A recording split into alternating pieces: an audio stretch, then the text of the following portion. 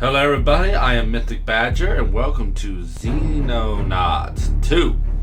I played Xenonauts 1 pretty liberally and I just saw that this came out not too long ago. And I wanted to give it a try, so let's hop right on it. Oh, purple moon. Get into source save.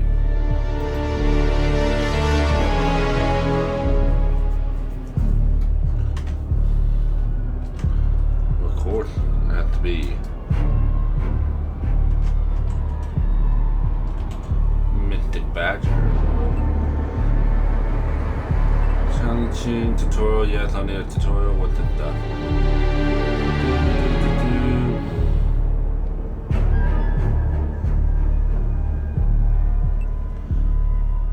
Alright. Let's hop right on in. The year is 2009. The world teeters on the brink of nuclear war. Tensions between capitalist and communist nations are at boiling point. Every opportunity for peace has failed, as if an invisible hand inexorably steers humanity towards annihilation. We Xenonauts know the truth. The dark forces poisoning our politics are not human in origin, and we must protect our planet against this extraterrestrial threat however we can. After years spent gathering information on an enemy that few believe exist, we are finally ready to strike back. The war for our future begins now. Awesome, let's do this.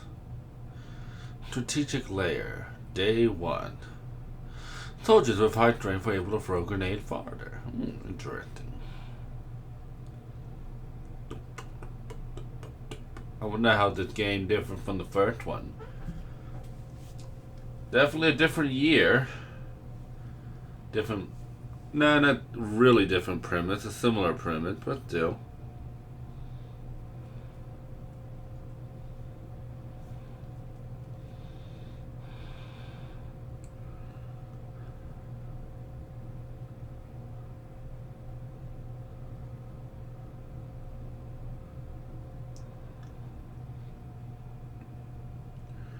Man, they gotta take a while to load. I wonder why that is.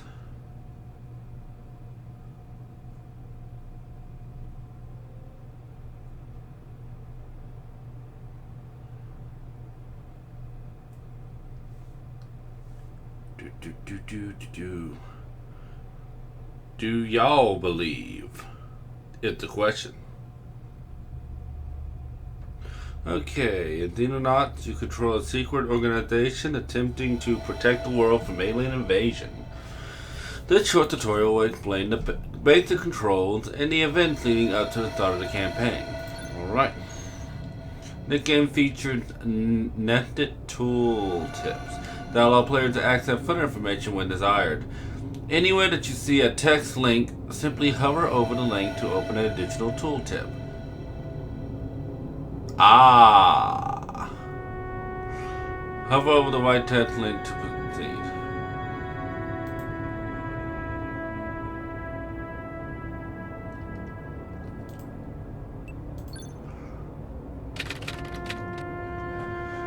My work on our radar array is complete.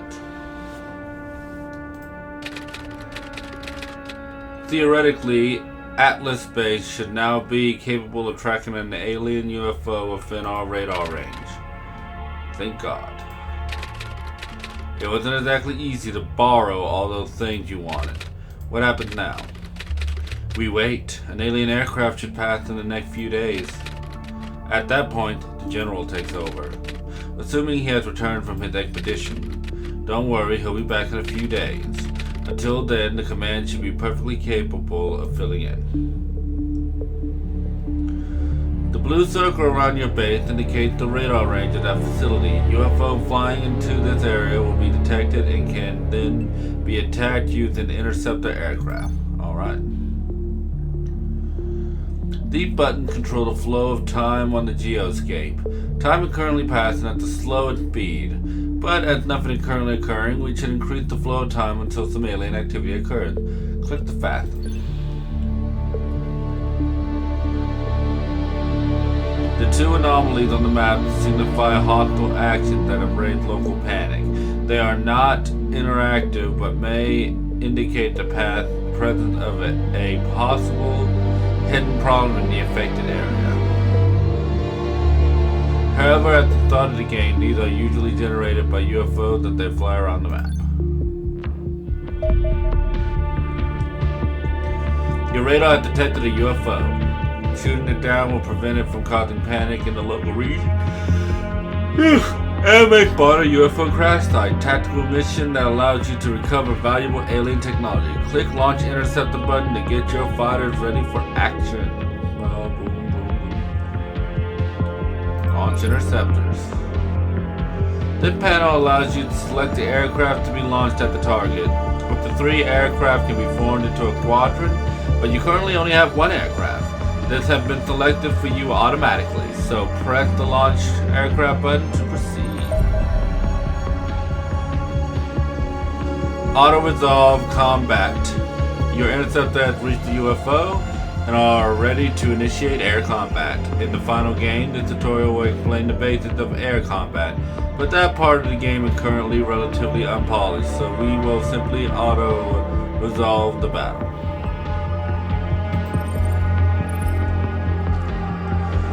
The UFO has been successfully shot down. If you are unhappy with this result, you could fight the battle manually and try to obtain a better result.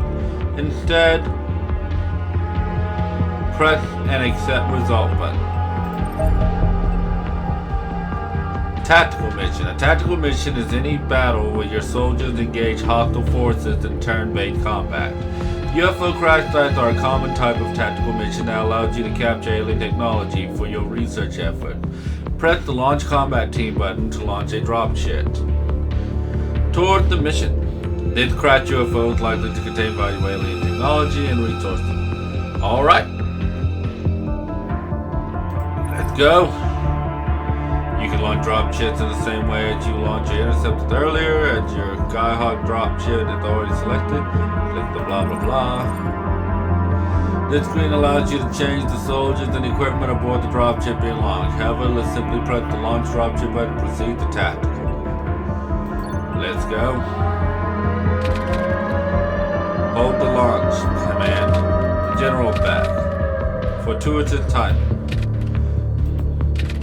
I'm not so sure about that. There's a dozen trucks pulling up to the blast doors. Those appear to be cleaner vehicles. It seems highly improbable that the General would ever voluntarily join forces with them. Exactly. Commander, put your men on alert and deploy them to the entry tunnel. Something definitely wrong here. Interesting.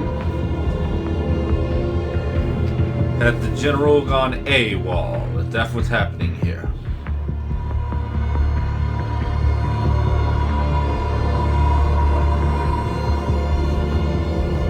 Tactical combat tutorial.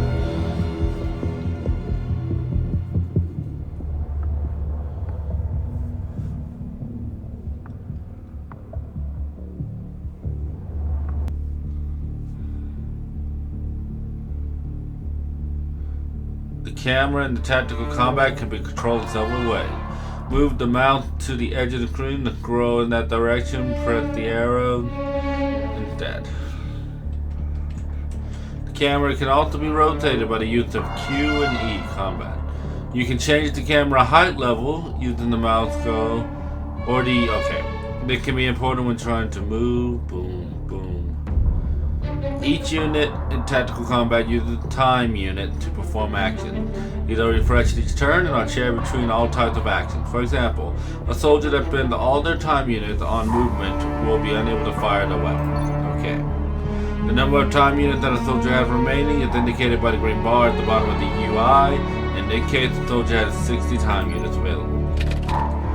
Welcome back to Atlas, General. Who are your new friends? Can't help but notice they got a lot of guns. The Xenonaut project has been terminated, Director. Lay down your weapon, there's no need for this to turn ugly. Earth is under attack, General, you know that. We're not going to surrender our planet without a fight. Director, you're making a mistake. There is no extraterrestrial threat. Open the blast doors and surrender, or people are going to get killed. No extraterrestrial threat? What happened to you, General? Director, this isn't a discussion. I'm giving you 5 minutes to make a decision. You're outnumbered and there's nowhere to run. Think carefully about your choice. Over and out. If we surrender, what's the probability we turn up dead a week from now? Based on everything we know about the cleaners, approximately 100%. Yeah, that's what I figured too. Now it seems like a good time to evacuate to the backup facility. The backup facility? I wasn't aware we had one. I know, nor was the General. Commander, we need your men to hold the tunnels while we get everyone aboard the helicopter. Buy as much time as you can, but don't get yourself killed. Now the General's gone, we can't afford to lose you too. You can plan a movement path for a soldier by left-clicking anywhere on the battlefield. Click the glowing tile. The number at the end of the movement path shows how many time units the soldier will have remaining if they move to that location. Left-click the same tile again. 60, and then we'll go down to 22. Damn. You can rotate a soldier without moving them by right-clicking anywhere on the battlefield. It costs 1 time unit for every 45 degrees of rotation performed. Rotate and highlight the directions. Finally, we should order the soldier to crouch. This makes the soldier harder to hit. It costs him 4 units to crouch, but it also costs him 4 time units to uncrouch. Press the crouch button below to proceed. We have now spent all our time units, so it's time to press end turn. All soldiers will refresh their time units at the start of a new turn.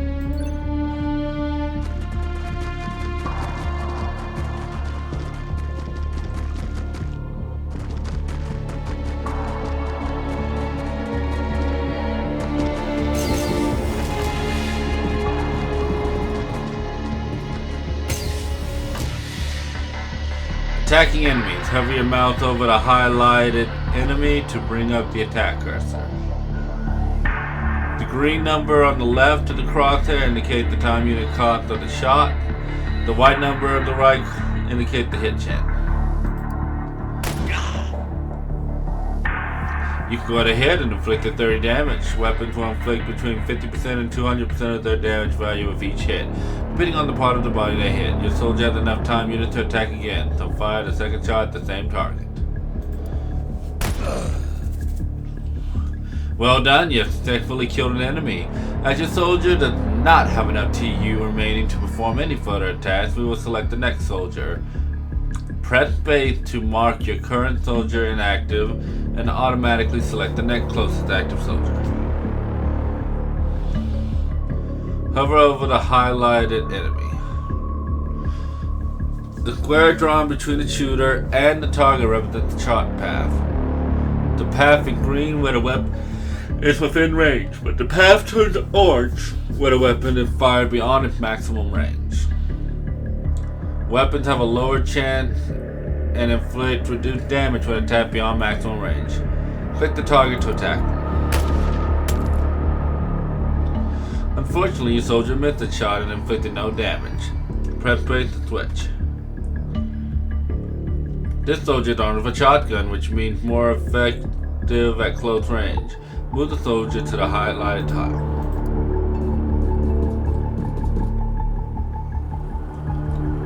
Most weapons have several fire modes with varying accuracy and time cost. The most expensive fire mode is selected by default when targeting an enemy, as more expensive fire mode provides more accuracy per time unit spent. However, at this range, it would be preferable to fire 2 shots at a lower accuracy due to the passive short-range hit chance bonus of this weapon. Hover over the target and use the right click to change to cheaper fire mode, then attack the target.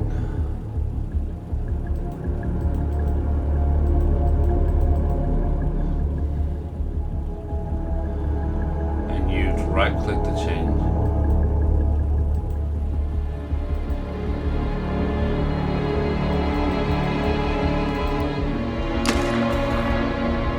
Although the shot had a high hit chance, your soldier still missed. Bad luck. What happened in the game, and part of the challenge is learning how best to mitigate it when it occurs. In this case, simply attack the target a second time. Thankfully, you did not have more bad luck. Press space to select the next active. Hover over the target. This shot has a low hit chance because there is a large intervening cover object on the shot path. Full details of how the hit chance is calculated is shown at the bottom right of the screen. In this case, the grade has reduced it by 60%. Only the highest intervening cover value is used to reduce hit chance and any cover or crouch unit. Adjust to the shooter and proceed to ignore. Adjust. Wait, what? And any cover or adjacent to the shooter and always ignore. Most terrain in Xenonauts 2 is destructible. Something that players can use to their advantage. Select the highlighted soldier by clicking on them. Free fire mode allows soldiers to target anything they want. In this case, you can use it to destroy the intervening crates. Hold down crit to activate free fire mode, then click on the crate.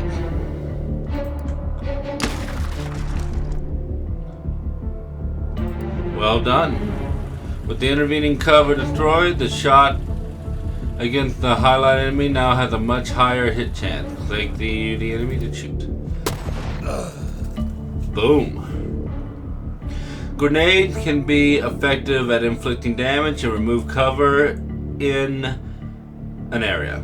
Click the button for the demolition charge to select it as an active weapon. Grenades travel in an arc, allowing them to be thrown over walls or cover objects. Click the highlight tile to throw the grenade.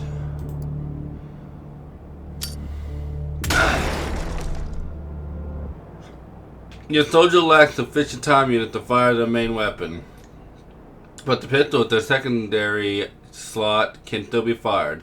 Click the pistol in the secondary select to use it. Your soldier will now perform attacks with the pistol, allowing them to finish off the wounded cleaners. Click and highlight the opponent to fire on them.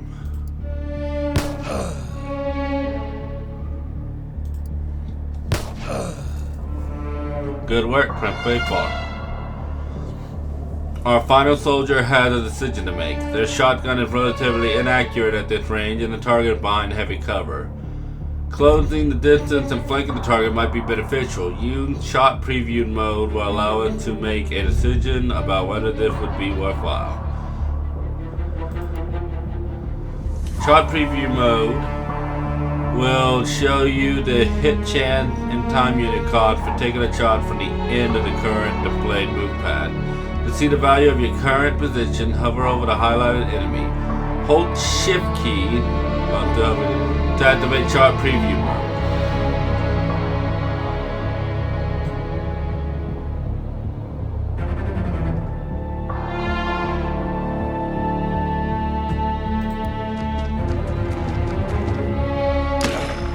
Interesting. Congratulations, you have eliminated all hostile units. Press in turn to proceed.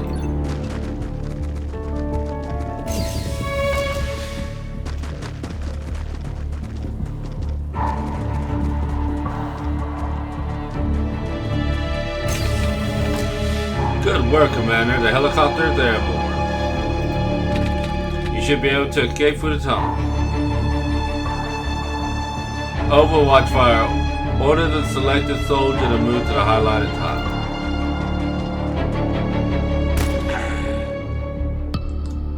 The soldier has just been killed by the enemy overwatch fire. If a unit ends the turn with enough time units remaining to fire its weapon, it may then perform overwatch fire during the enemy turn. Suppressing an enemy will prevent overwatch fire, and flashbangs are a good way to generate suppression.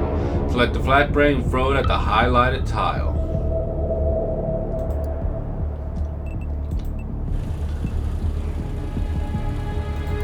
Let's do this.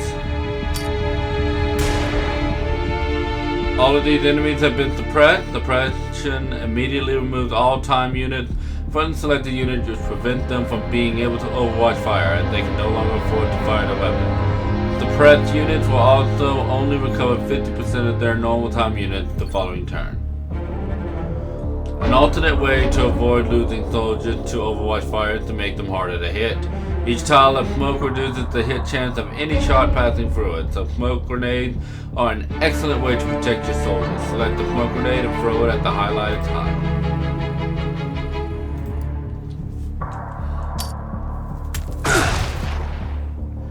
Good work. All enemies are either out of time units suppressed or screened by smoke. Move your soldiers to the highlighted tile to complete the tutorial. Nice work. Once you're clear of the base, I'll transmit the coordinates for the backup facility. Well done, you have completed the tutorial. You are now ready to take on the alien invaders in a full campaign. Let's do this.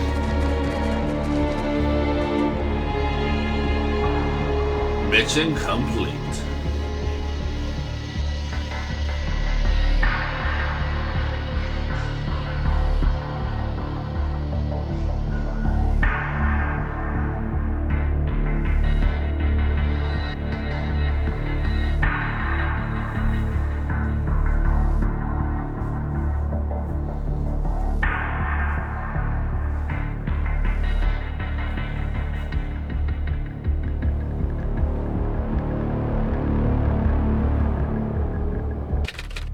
Ah, Commander. Good of you to finally make an appearance. Welcome to our backup facility. I had a command room and a cache of emergency supplies installed a while back. No getting around the fact that our new home is a derelict nuclear bunker full of 60s era junk though. Hope you're fine with cold showers, cold food, and well, cold everything. That's hardly our biggest problem. My recent study suggests one estimated mass it factored in. Extraterrestrial activity appears to be following a mathematically predictable pattern. More precisely, exponential growth. And we're nearing the end of the curve. In plain English, the UFOs arrive in our skies will soon begin to increase rapidly in size and or quantity. I doubt it will be long until the aliens launch a full-blown invasion. Great. As if there weren't bad enough already. How long do we have? Weeks? A couple of months at the most? I suggest you make the most of them. Please choose the location of your starting place. See, we want the most coverage we can get. So let's try this.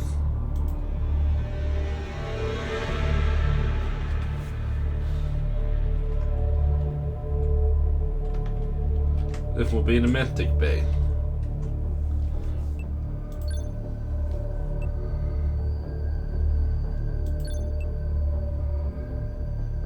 Interesting. That's Geoscape. Okay. Your ceaseless interruptions do not enhance my productivity. We have nothing to research.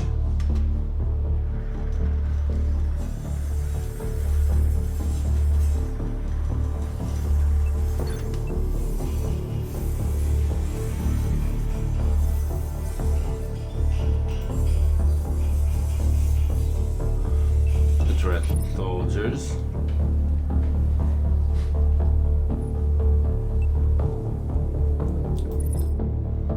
No item present. The armory.